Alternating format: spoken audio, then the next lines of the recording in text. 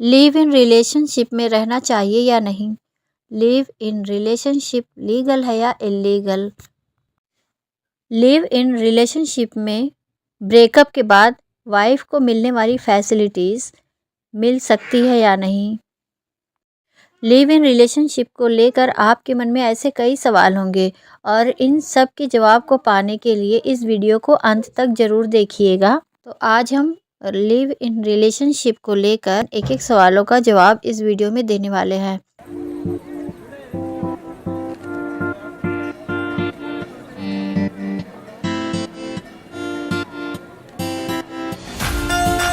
Let's start this video with this question. Is live in relationship legal or illegal? According to ruling of 1978, Badri Prasad versus board of consolidators by supreme court, यह फैसला सुनाया गया था कि एक पुरुष और एक महिला लंबे समय तक बिना विवाह किए पति पत्नी की तरह रहते हैं तो वो विवाहित ही माने जाएंगे। देन 2016 में सुप्रीम कोर्ट के द्वारा एक और जजमेंट आई जो कि लता सिंह वर्सेस यूपी स्टेट में दिए गए जजमेंट के अकॉर्डिंग दो विपरीत लिंग के व्यक्ति एक साथ रहकर कुछ भी गैर कानूनी नहीं कर रहे हैं। सुप्रीम कोर्ट के इन रूलिंग्स में लिव इन रिलेशनशिप को लीगल करार दिया गया था। कॉन्स्टिट्यूशन लॉ में अंडर आर्टिकल 19A एंड 21 से इसकी स्वतंत्रता की उपज हुई है। जहां 19A हमें फ्रीडम देता है स्पीच और एक्सप्रेशन का, वहीं 21 में protection of life and personal liberty के लिए हमें राइट मिलता है। सुप्रीम कोर्ट के द्वारा निम्नलिखित मानदंड निर्धारित किए गए थे जो इस प्रकार हैं। इसमें पहला है दंपति एक दूसरे को अपना जीवन साथी समझेंगे और समाज के बीच रहेंगे। नेक्स्ट है दोनों को बालिग होना अनिवार्य है। अगला है दोनों को अविवाहित होना जरूरी है। अगर अविवाहित नहीं है तो तलाकशुदा होना चाहिए या पति या पत्नी की मृत्यु हो चुकी हो, ऐसा होना चाहिए। साथ ही साथ लिव इन रिलेशनशिप में रहने के लिए दोनों का अग्री होना भी ज़रूरी है। फ्रेंड्स, 1978 में सुप्रीम कोर्ट ने 50 साल के लिव इन रिलेशनशिप को लीगल ठहराते हुए यह जजमेंट दिया था कि ऐसे कपल्स को मैरिड कपल समझा जाएगा और उन्हें वो सारे राइट्स प्रोवाइड किए जाएंगे जैसे कि एक मैरिड कपल को दिए जाते हैं। And friends, according to section 2 subsection F of PWDV act 2005 में भी लिव इन रिलेशनशिप को लीगल कहा गया है। साथ ही साथ यदि महिला साथी के साथ किसी तरह का डोमेस्टिक वायलेंस होता है तो इसी सेक्शन के अंदर उसे भी डिफाइन किया गया है।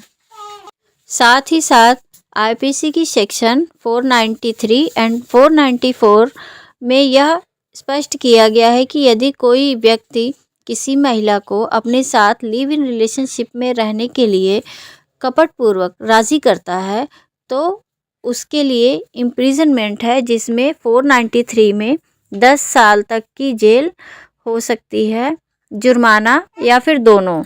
494 के अंतर्गत उसे 7 साल तक की सज़ा हो सकती है। अब हम मेंटेनेंस पे बात करेंगे कि लिव इन रिलेशनशिप में रहने वाली महिला मेंटेनेंस की मांग कर सकती है या नहीं। CRPC सेक्शन 125 में पत्नी को अधिकार दिया गया है कि वह मेंटेनेंस की मांग कर सकती है, जिसमें पत्नी शब्द का इस्तेमाल किया गया है।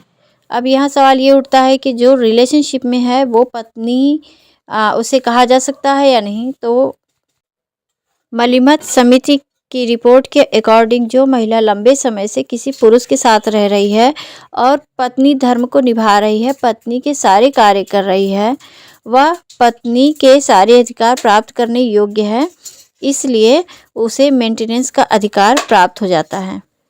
ये तो थी मेंटेनेंस की बात। इस तरह से महिला मेंटेनेंस प्राप्त कर सकती है।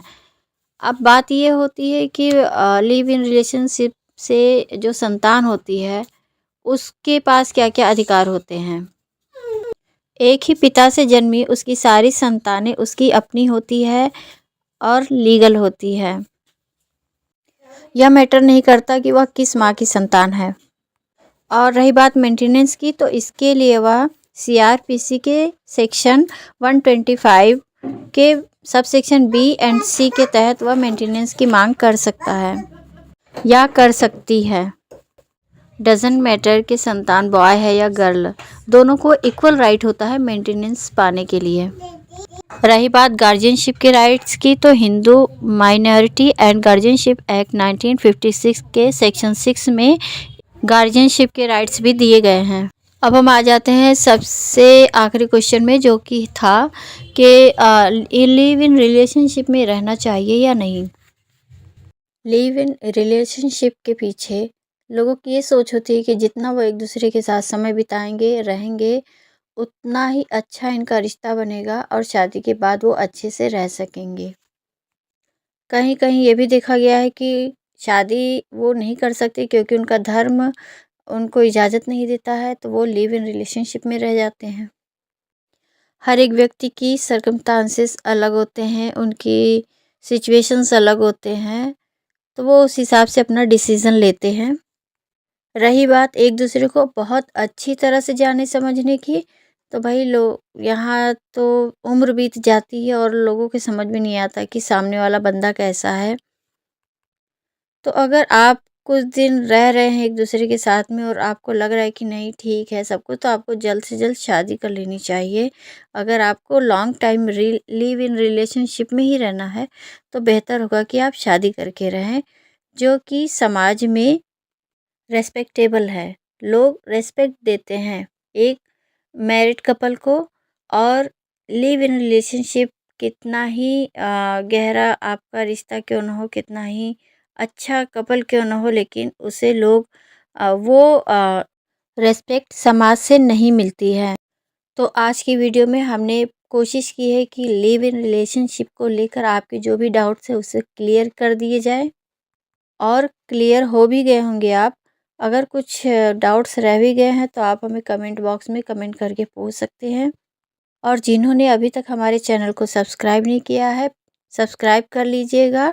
बेल आइकन को प्रेस करना बिल्कुल मत भूलिएगा, जिससे जो भी वीडियो हमारी बनती है उसका नोटिफिकेशन आपको टाइम पे मिल जाए। इसके अलावा प्रॉपर्टी, मैरिज या ऐसे कोई आपके कोई भी डाउट्स हैं तो उसके लिए हमारे चैनल पे काफ़ी सारे वीडियोस अपलोड किए गए हैं, आप उन्हें देख सकते हैं। लिंक्स आपको डिस्क्रिप्शन बॉक्स में मिल जाएगा।